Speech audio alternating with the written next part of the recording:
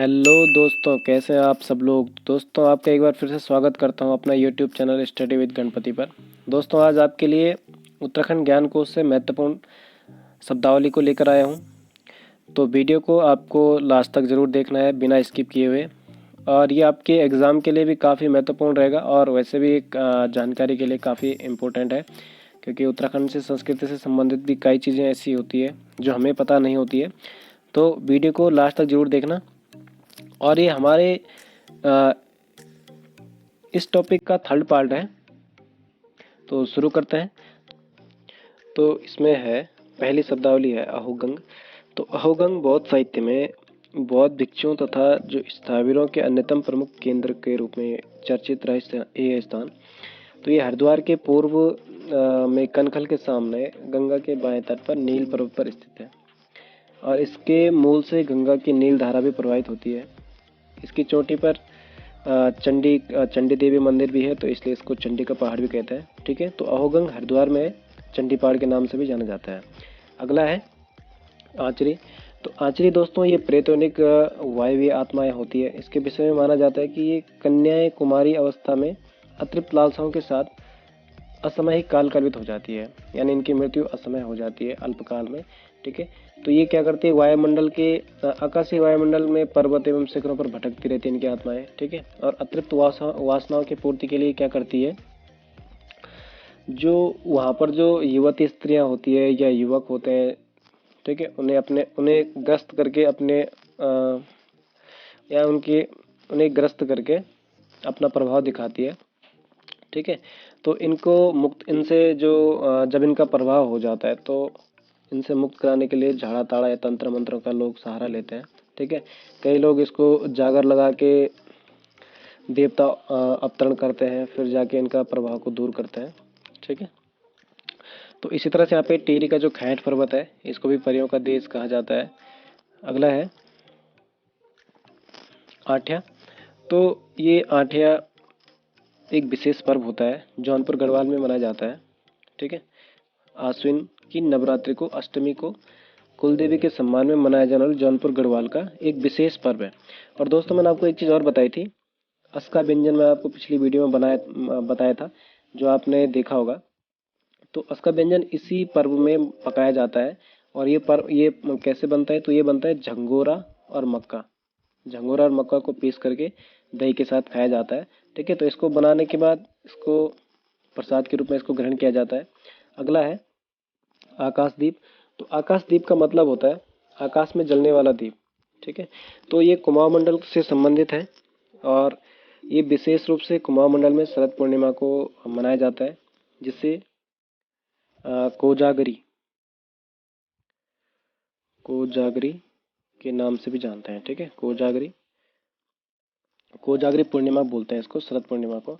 तो इस पे क्या करते हैं, किसी छींके कंडाल आदि पे घर के बाहर इस दीपक को जला कर रखते हैं और कार्तिका पूर्णिमा के दिन इसको जलाया जाता है।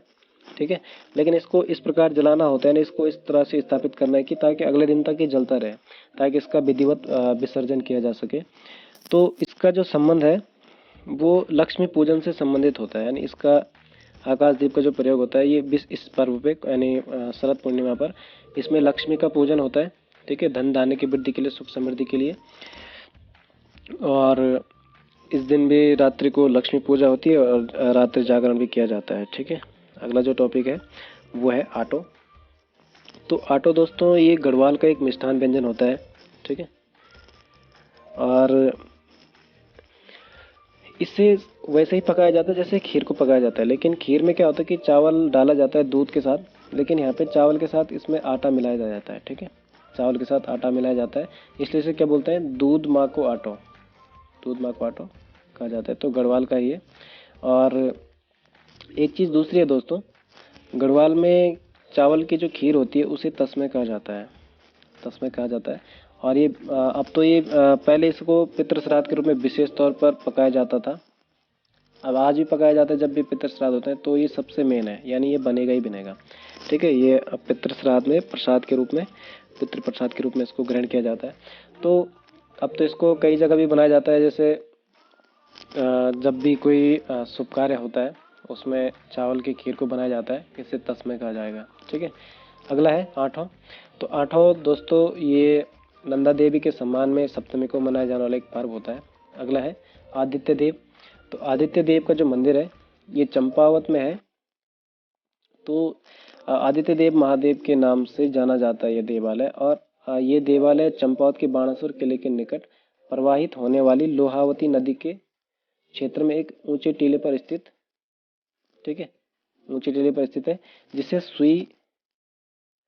सुई मंदिर के नाम से जाना जाता है। यानी सुई मंदिर कहाँ है? चंपावत में है। ठीक है, तो ये आदित्य देव का मंदिर यानी सूर्य देव से संबंधित है। अगला है आदिबद्री। तो आदिबद्री ये भगवान विष्णु ही आदिबद्रीनाथ कहलाते हैं। कर्णप्रयाग से 21 किलोमीटर दूर है यहाँ पे। और जो आदिबद्री है यहाँ पर 16 छोटे छोटे मंदिर हैं, जिनमें से 7 मंदिर सबसे प्राचीन है। ये समतल छत वाले 7 मंदिर हैं, सबसे प्राचीन है। और इनमें से एक मंदिर में भगवान विष्णु की प्रतिमा है जो 1 मीटर ऊंची है। ऐसा माना जाता है कि इन मंदिरों की स्थापना गुप्त काल में की गई थी। तो आदिबद्री कहाँ है? चमोली में है। ठीक है, अगला है आल या चाराल। तो दोस्तों ये तिरमल चंद होगा, निर्मल नहीं होगा, तिरमल चंद। ठीक है, तो तिरमल चंद के शासन के समय की बात है। उसने अपने प्रशासनिक क्षेत्र को रख रखाव के लिए काली कुमाऊं क्षेत्र को क्या किया था? 4 भागों में विभाजित किया था, 4 आलों में विभाजित किया था, जिसमें 4 अलग अलग जाति के लोग थे। तो चंपावत का जो चाराल क्षेत्र है उसी क्षेत्र का चाराल है, उसी क्षेत्र का संकेतक है ये। ठीक है, तो उस समय चाराल के जो अधिकारी थे वो थे बोरा, चौधरी, कार्की और तड़ागी। इन्हें 4 बूढ़ा भी कहा जाता है। ठीक है, तो इसके विस्तार हम जब चंद्रवंश का शासन पढ़ेंगे तो उसमें हम इसको अलग से पढ़ेंगे। अगला है इसमें आलू कलियो। तो आलू कलियो दोस्तों ये गढ़वाल का है। तो कुमाऊं के जो चैत्र मास की सांस्कृतिक परंपरा भिटौली होती है उसी के समान इसको भी मनाया जाता है, आलू कलियो को, भिटौली। ठीक है, तो भिटौली का मतलब क्या होता है? भेंट, मोटा मोटे हिसाब से। तो चैत्र महीने की में ध्यानियों को आलू कलियो देने की परंपरा है। ध्यानी किसे बोलते हैं? जो विवाहित कन्याएं होती है, विवाहित जो होता है उसे ध्यानी बोलते हैं।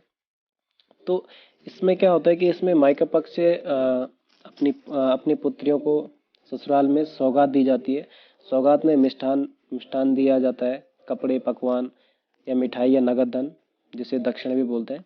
ठीक है, और जो अरसा होता है वो भी इसमें दिया जाता है। ठीक है, तो आलू कलियो यानी एक सौगात के रूप में दिया जाता है ध्यानियों को, यानी कन्याओं को, जो विवाहित कन्या होती है ससुराल में, ताकि उनकी मान मर्यादा ससुराल में बनी रहे।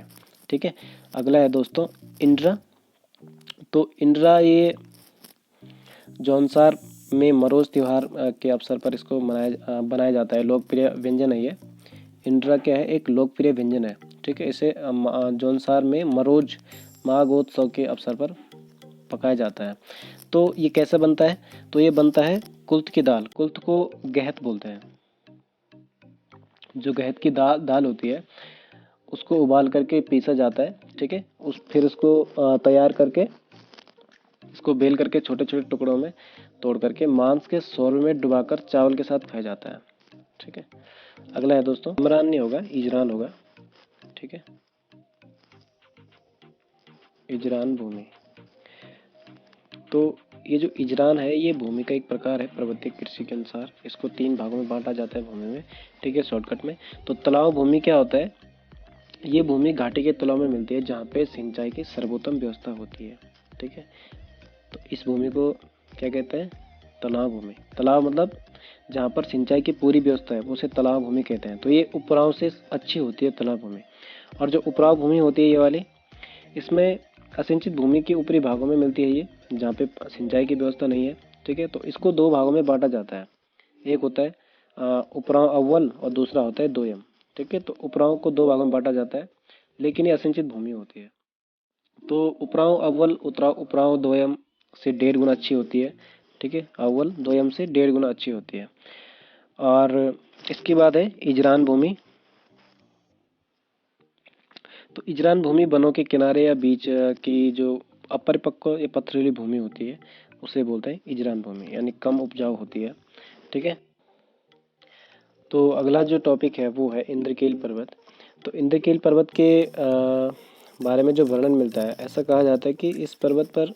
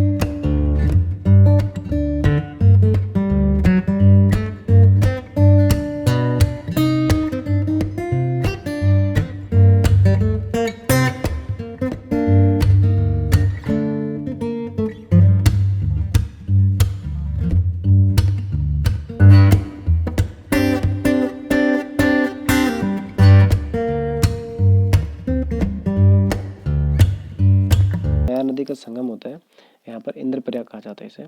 अगला है इष्ट कुल देवता या कुल देवता। तो इष्ट कुल देवता और या कुल देवता ये क्या होता है? तो दोस्तों जैसे सामान्यतः इसका तो अर्थ ये होता है कि इष्ट का मतलब होता है आदरणीय या मान्य।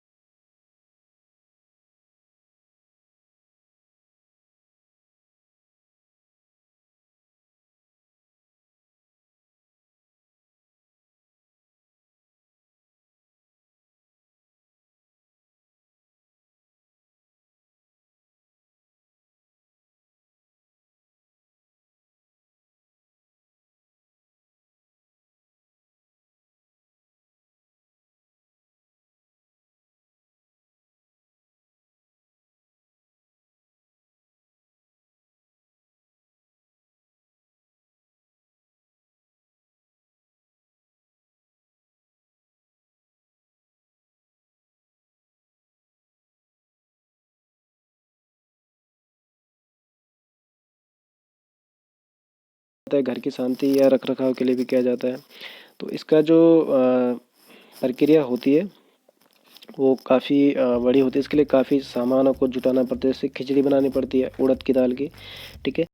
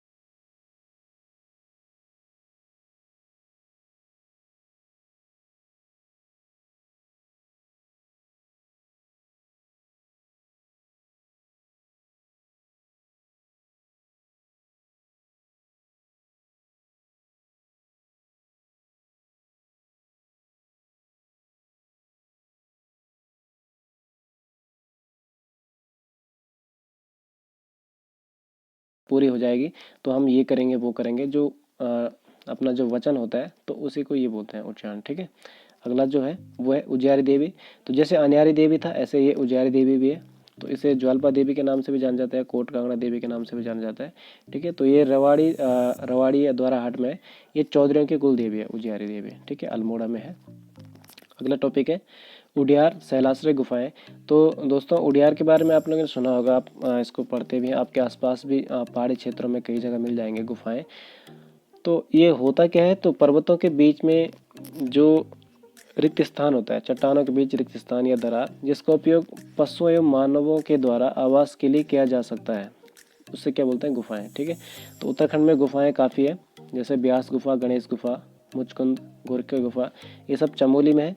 शंकर गुफा टिहरी में, वशिष्ठ गुफा टिहरी में, इसी तरह से श्रृंगी गुफा, मातंग गुफा, ये भी उत्तरकाशी में है। और जो प्रकटेश्वर पंचानन गुफा है, ये भी उत्तरकाशी में है। इसको शिव गुफा के नाम से भी जानते हैं, ठीक है, लेकिन उसका जो नाम है वो प्रकटेश्वर पंचानन महादेव गुफा। ठीक है, अगला है लाखामंडल गुफा, देहरादून में, पांडुखोली त्र्यंबक गुफा द्वाराहाट में, पाताल भुवनेश्वर गुफा गंगोली हाट में, और भी बहुत सारे हैं।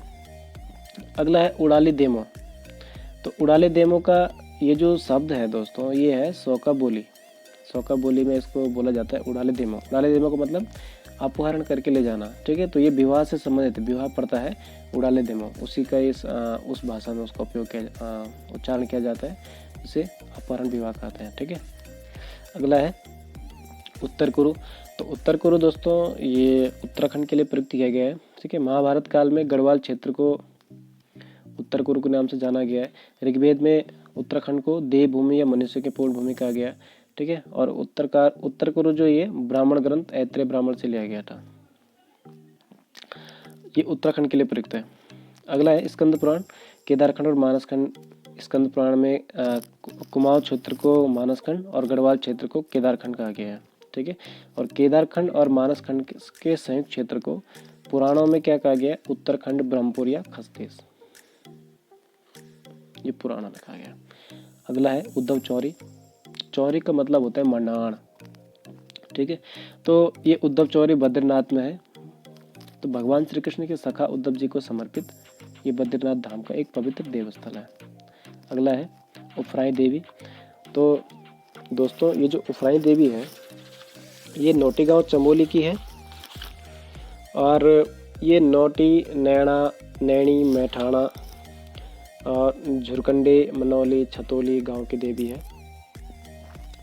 ऐसा कहा जाता है कि जब गांव के लोग महिलाएं जो घास के लिए जाती है, तो उनमें से एक आलम सिंह की पुत्री थी, आलम सिंह की कन्या। ठीक है, ये भी उनके साथ गई थी, लेकिन ये उनके साथ रास्ते में कहीं खो गई, और जब उन्होंने काफ़ी ढूंढा, उन्हें नहीं मिली, तो उनके उस लड़की के जो हाथ में दराती और जो रस्सी होती है, ठीक है, जिसे जीवड़ दाती बोलते हैं, तब वो उन्हें रास्ते में कहीं पाई हुई मिली, तो उन्होंने वो समझ गए कि ये खो गई है कहीं। ठीक है, तो काफ़ी ढूंढने के बाद 2-3 दिन के बाद भी वो नहीं मिली। तो उस एक दिन वो उस गांव में, नोटी गांव के जो प्रधान था, उस गांव का जो मुखिया था, उनके सपने में आई कि इस तरह से मैं अब देवी बन गई हूँ और मैं इन गाँव की देवी बन गई हूँ, तो इसलिए अब मेरी पूजा करना, इस तरह से बता करके। ठीक है, तो ये उफराई देवी का है, नोटी गाँव चमोली में है। और अगला है दोस्तों उबेद। तो उबेद एक तांत्रिक अनुष्ठान है, ठीक है, जो गढ़वाल के चमोली आदि जनपदों में भी गांव की रिद्धि सिद्धि एवं उससे संबंधित विध्वंसक अला बला को दूर करने के लिए किया जाता है उबेद। ठीक है, इसमें क्या होता है, इस अनुष्ठान के पूरे होने के बाद इसकी जो शर्त है वो क्या है कि सुअर को गांव के चारों ओर घुमा करके